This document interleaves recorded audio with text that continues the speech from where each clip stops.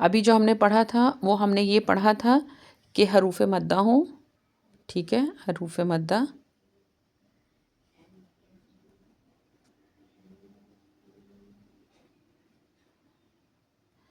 یہ حروف مدہ اور حمزہ اسی کلمے میں ہو اپنی اصل شکل میں، ٹھیک ہے۔ اب جو ہم نے پڑھنا ہے وہ ہم نے پڑھنا ہے کہ حروف مدہ ایک کلمے کے آخر میں ہوں، ٹھیک ہے، اور دوسرے کلمے کے شروع میں حمزۃ القطع ہو۔ حمزۃ القطع وہ ہوتا ہے جو دو کلمے ملتے ہیں نا تو وہ حمزہ گرتا نہیں ہے، ٹھیک ہے۔ مثال کے طور پہ آپ نے پڑھا ذالک الکتاب،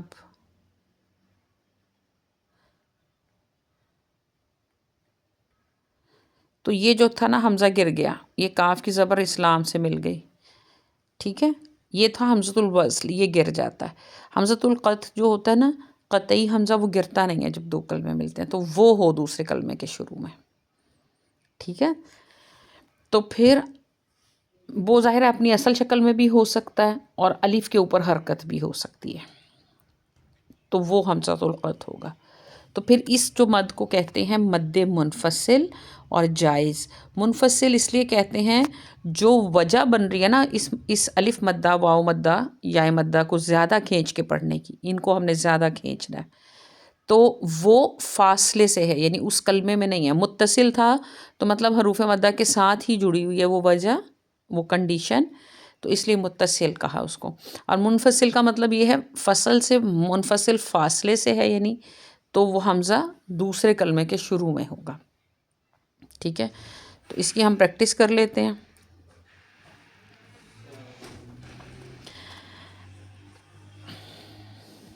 یہ دیکھیے الف مدہ اور اس کے بعد دوسرے کلمے کے شروع میں حمزۃ القطع، اسی طرح یہاں پر واو مدہ حمزہ، یا مدہ حمزہ۔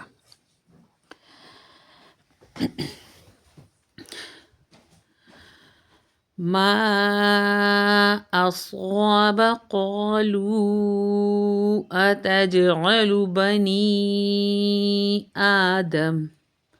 اچھا اس کو کھینچنے کا کیا حکم ہے کہ اس کو کتنا کھینچنا چاہیے؟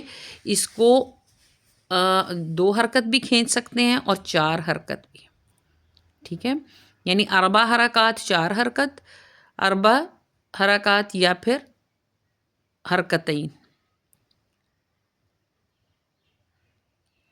ٹھیک ہے۔ یعنی اس کی مقدار کیا ہے، یا تو کسر یا توسط، اور اس میں یعنی توسط کرنا 4 حرکات کھینچنا اس کو اولا ہے کہ 4 حرکات اس کو کھینچا جائے۔ بنی آدم قالوا آمنا ما امر الى اجل به ایمانکم۔ یہاں میں نے اقلاب کا قاعدہ نون تنوین کے بعد بار ہے، ٹھیک ہے۔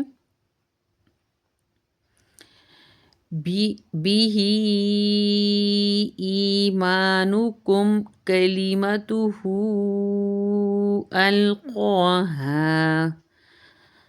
ما اصاب قالوا اتجعل بنی آدم قالوا آمنا